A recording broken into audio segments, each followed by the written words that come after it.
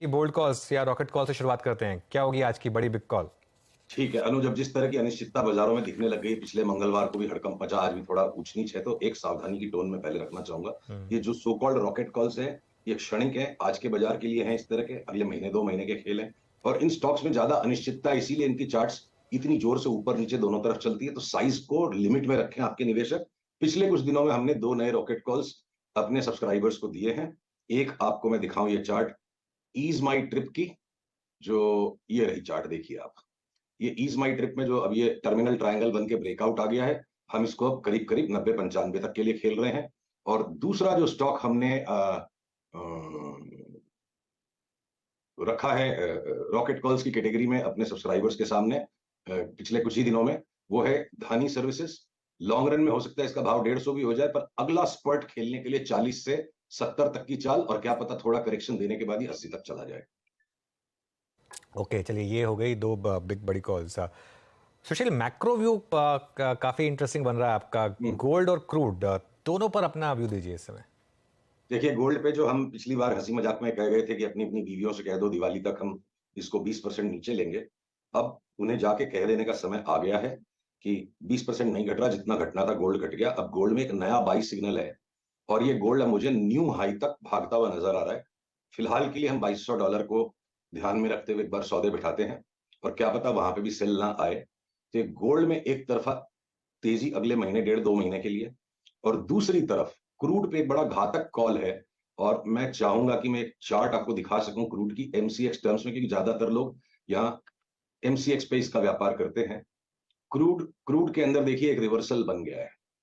ये gravestone doji candle बन के आज का जो गैप डाउन है, ये असाधारण है, ये कोई साधारण चाल नहीं है। और मुझे क्रूड अब जो चाल नीचे की शुरू हो गई है 7470 वाला, 6400 तक करीब आता हुआ दिखता है। पर ये 10% की डिक्लाइन जो है, इसको लेके सेलिब्रेट करना अनुचित हो जाएगा। इसके बाद क्रूड पर हमारा एक बड़ा ही अजीब सा कॉल लोगों को लगेगा। मुझे लगता है क्रूड 6400 वाला सीधा 12000 तक भागेगा 6 से 8 महीने में, करीब करीब डबल हो जाएगा ग्लोबली, यानी $150 तक की चाल बन सकती है। इसको भविष्यवाणी कहना बिल्कुल गलत होगा, तैयारी कीजिए। और इस तरह की घटना कोई बड़े जियो पॉलिटिकल इवेंट के बिना शायद नहीं होगी। क्या पता अफ्रीका का वॉर का थिएटर रशिया के साथ साथ अब और बड़ा हो जाए, या कोई और घटना घटेगी। पर क्रूड की चार्ट्स बता रही है कि ये अगला 10% ट्रैप है मंदी करने के लिए, और उसके बाद बहुत खतरनाक तेजी क्रूड में आने की संभावना है। सुशील जी, अगर आप ट्रेड मतलब इतना कन्विक्शन रखते हैं क्रूड पर, ऑलमोस्ट यहाँ से डबल होने की ट्रेजेक्टरी पर आप बिलीव करते हैं, तो अभी नहीं, 10% घटने के आपका बाद। शॉर्टिंग का व्यू क्या 10% है?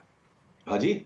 ओके, अच्छा, ओएनजीसी, एचपीसीएल, बीपीसीएल, आईओसी, यहाँ पे क्या कर रहे हैं आप? यहाँ पे व्यू क्या है आपका? कि आज भी इतने घटे हुए बाजार में बीपीसीएल ने जो भी नीचे गैप डाउन दिया, अगर आपका पीसीआर इस चार्ट को दिखा पा रहा है, मैं आपकी स्क्रीन नहीं देख रहा, तो बीपीसीएल में हमारा बहुत ही धुआंधार बाइंग का कॉल है। हमारे सब्सक्राइबर्स लोडेड हैं बीपीसीएल पर, सिमिलरली एचपीसीएल पर भी। अब ये जो चेन्नई पेट्रो बहुत ज्यादा बढ़ चुका है, तो बहुत एक्सट्रीम वॉलेटाइल हो गया। चेन्नई पेट्रो 480 भी चला जाएगा तो इंट्राडे में 5-5% घट जाता है। तो एमआरपीएल सेफर बेट है। ओएनजीसी एक्सट्रीमली ओवरबॉट है इस वक्त। अगर ये 20-25 रुपया नीचे आ जाता है तो उसको निवेश करके बैठना हमें उचित लगता है। और अगर ये क्रूड की थीसिस राइट हो गई, तो साल भर में अगर ओएनजीसी 400 हो गया तो बड़ी बात नहीं, पर उसके लिए अभी के अभी बाइंग करनी नहीं, पुल बैक में लेना है ओएनजीसी को। ओके, ओएनजीसी और बीपीसीएल पे, आईओसी पे आपने व्यू समझा। अच्छा, ये आपके आज इस कार्यक्रम में आने से पहले, मतलब मंगलवार से पहले और बीते मंगलवार के बाद, इस एक हफ्ते में या फिर 4 सेशंस में, सुशील जी, पीएसयू बैंक्स में बहुत तेजी रही, चाहे वो कैनरा बैंक हो, चाहे वो बैंक ऑफ बड़ौदा। आपने पीएसयू बैंक्स में क्या किया, और अभी भी आपकी किस पीएसयू बैंक पे नजर है? देखिए, 2020 में जब हमने पीएसयू बैंक्स में 8-10 बैगर का कॉल निकाला था, तो हम उपहास के पात्र थे। 2021-22 में भी जब हमारे क्लाइंट्स दबोचते रहे उन्हें, तो हम तो इतने नीचे के लेवल से बैठे, और हमने 2023 की भी फर्स्ट हाफ में, फर्स्ट क्वार्टर में बहुत इसमें तेजी करी। तो हम तो इस भाव में फंसेंगे नहीं। हम इस ताक में है कि कैसे इनमें रिवर्सल आए, तब तक हम भागने दे रहे हैं। रिवर्सल आते हम दे मारेंगे, और 30 से 35% नीचे वापस लेंगे चार्ट्स के अनुसार। मैं अपना कभी कोई मत नहीं रखता, जो मेरी चार्ट्स मुझे कहती है बेहिचक में कह देता हूं। तो अब सारी दुनिया को पीएसयू बैंक में तेजी करनी है, हम नहीं कर पाएंगे क्योंकि हमारा एवरेज बिगड़ेगा। और जब सारे लोग गर्म होंगे तो हम थोड़ा नरम हो जाएंगे, मिल जाएगा हमें वापस नीचे, यही हमारी धारणा है।